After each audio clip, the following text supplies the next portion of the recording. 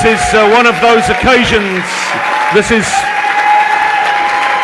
one of those occasions. This is one of those occasions when you say the next speaker needs very little introduction. But I'm just going to say, apropos this meeting and its purpose, that today Bernie serves on the Environment and Public Works Committee of the US Senate. He's the longest serving independent senator in US history.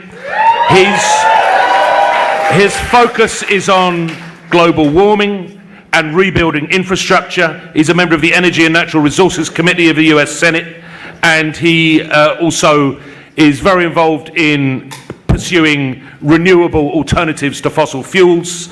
He sits on the Health, Education, Labour and Pensions Committees, where he's fought for greater access to affordable healthcare and improved education programmes. And it gives us great pleasure tonight to welcome Bernie Sanders to address this rally.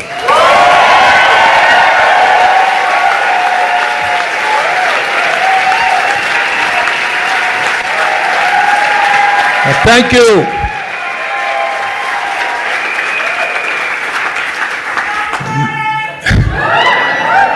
Mick, thank you very much for that introduction, and let me thank the RMT for inviting me to be with you this evening. It is, in truth, a real honor.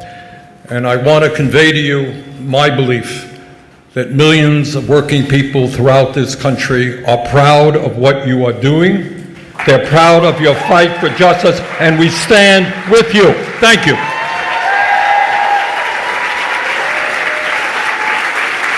I want to make just a couple of points tonight, and that is to tell you that what is going on today in the UK is no different than what is going on in the United States of America. Same bloody thing.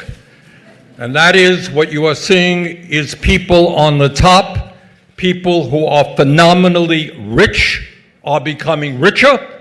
You're seeing a middle class continue to shrink, and you're seeing millions and millions of people living in abject poverty. In the year 2022, we cannot allow that to happen, whether it's the UK or the United States. Working people all over this globe have got to stand together and tell the oligarchs they cannot have it all.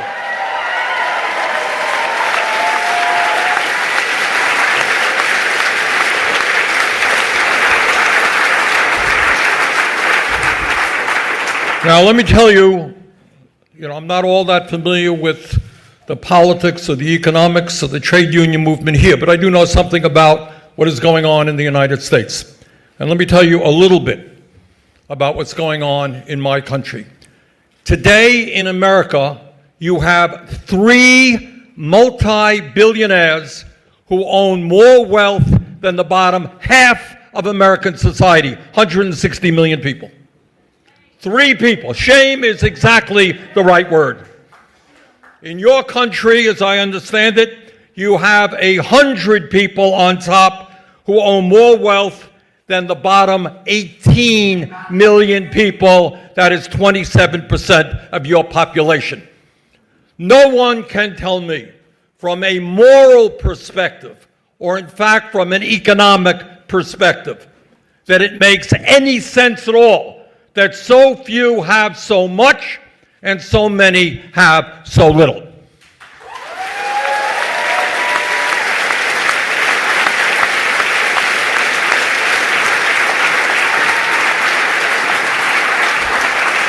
In the United States, and I'm sure here in the UK and around the world, we deal with serious problems of addiction. We have drug addiction, and alcohol addiction, and tobacco addiction, and so forth and so on. But there is another addiction that the corporate media does not talk about, and that is the horrific addiction of greed.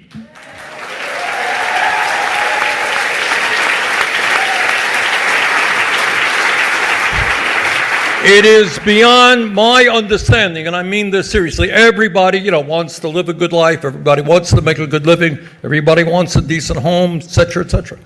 But it is hard for me to really understand how you have people who are worth tens and tens of billions of dollars and who every day are fighting hard to crush the working class so they can have a few billion more. Shame on them.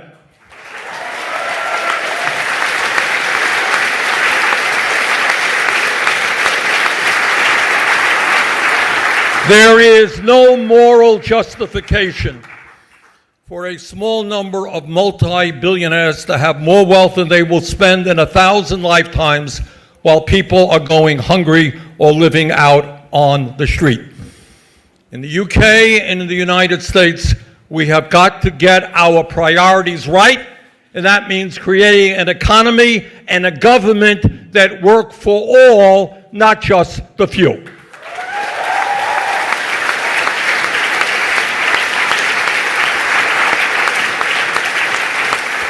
And it's not only inequality in wealth and income, it is a growing concentration of ownership. Again, the corporate media doesn't talk about this terribly much.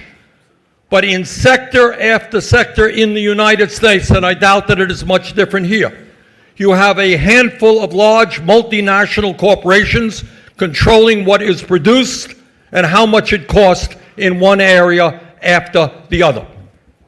And right now, there are 3 firms on Wall Street, BlackRock, State Street, and Vanguard, who have and control assets of $20 trillion.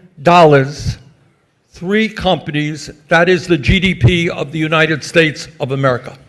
And these 3 companies are major stockholders in 95% of the Standard & Poor's 500 corporation list. So what you are looking at globally is a small number of billionaires who have enormous power over the economic life of the people and the political life of the people.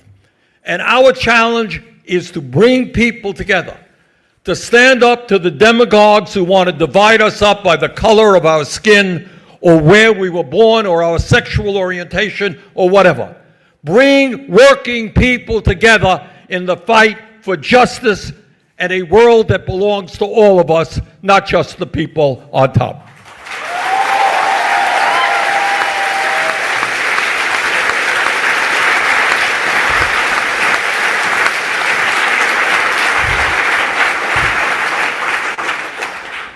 It is also important as we engage in the day-to-day struggles that the RMT and the other unions here and in America are engaged in, that we also have the courage to think big and not small. Please remember, this is the year 2022. This is not 1922, it's not 1822. We have seen an explosion of technology which would improve life for working people. And yet what we are seeing, despite all of the increase in productivity, is working people seeing in many cases a decline in their standard of living. In my country, in almost the last 50 years, despite a huge explosion of technology where every single worker is far more productive than he or she used to be, what you are seeing today is real inflation accounted for wages are lower today than they were almost 50 years ago. And what we have seen is a massive distribution of wealth going in exactly the wrong way. The middle class is shrinking and the people on top are getting wealthier. Our job is to take on these oligarchs, and our job is to imagine a world of justice. It is not radical. It is not radical to say that every worker in the UK and in the United States is entitled to a decent standard of living. That's not a radical idea.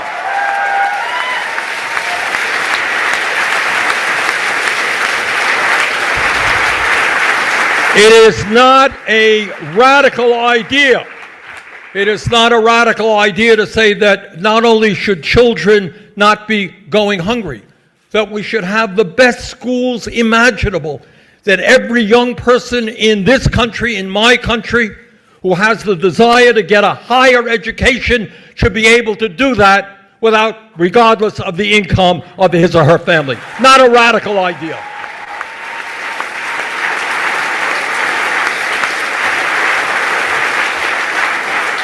It is not a radical idea to say that at a time when psychologists tell us that 0 through 4 are the most important years of human development, that we have the highest quality and affordable child care available to all of our kids.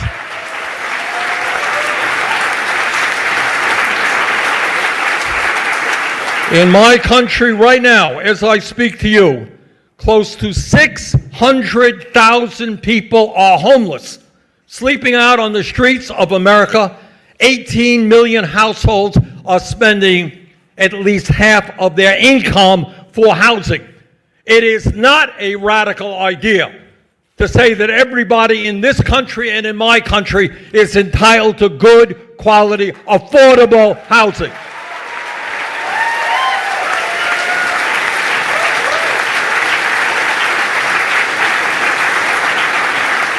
Now, your health care system here is different than ours. And thank God in 1948, your country had the wisdom to say that health care is a human right, not a privilege.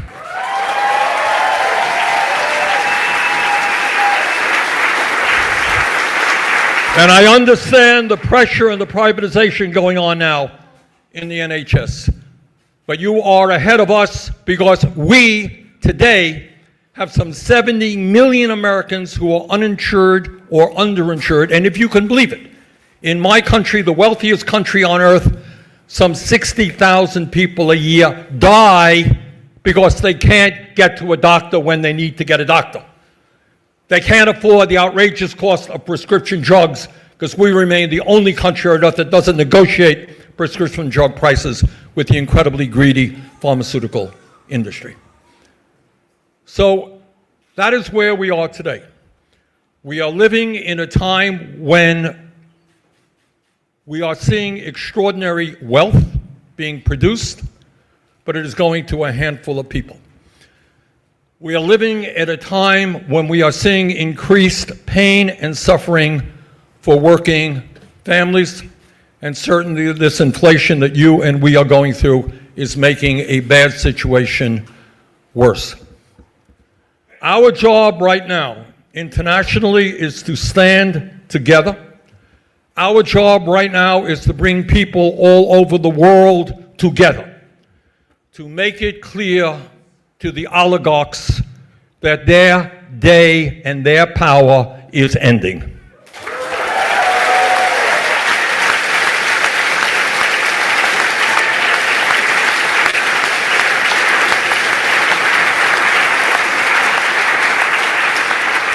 So brothers and sisters, I really do want to applaud the RMT and the other unions who are now standing up.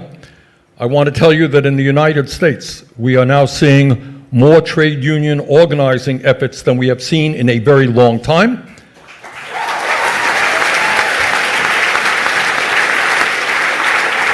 And I want to tell you that because of the pressure on the working class in America, unions are now more popular than they have been since the 1960s in the United States.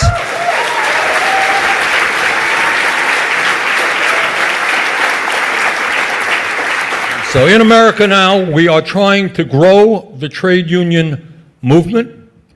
We're trying to combine trade unionists with the progressive movement to create an economic and political force of real power. And I'm happy to tell you we are making real success. We have more strong progressives in the U.S. House of Representatives than we have had in a very, very long time.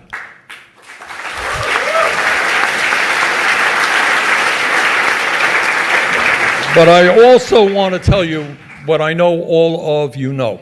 Mick was talking about this a moment ago. Frederick Douglass, was the great American abolitionist. And I'm paraphrasing him when he said, there is no success, no justice without struggle. They are never going to give it to you. Do you think the oligarchs are going to say, hey, Mick, you made a good case. We're going to raise wages for your workers. Thanks for informing us what's going on. Do you think the advocates for food security are going to be listened to by the people on top and say, oh, thank you for telling us there. People are hungry, people can't afford food, people can't afford housing. We are listening to you, we're going to respond to you. That ain't the way it works. The only way justice ever comes about, the only way working people ever make success is when we stand up, we take them on, and we win. That's what this struggle is about.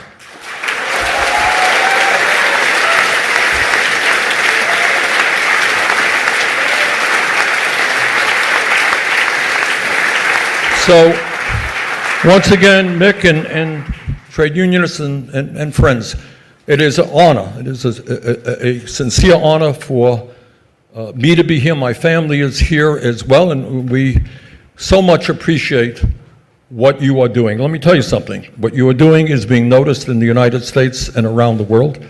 You're an inspiration to people all over this globe. So let us go forward together.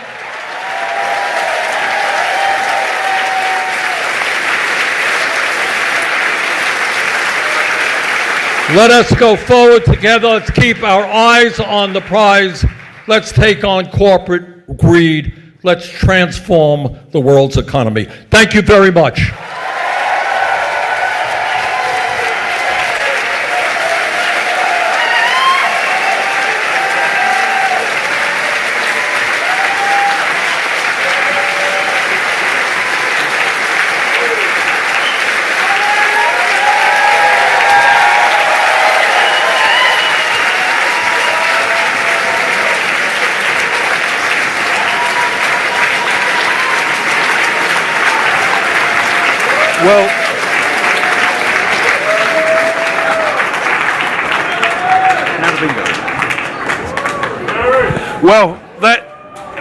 Well, that is the end.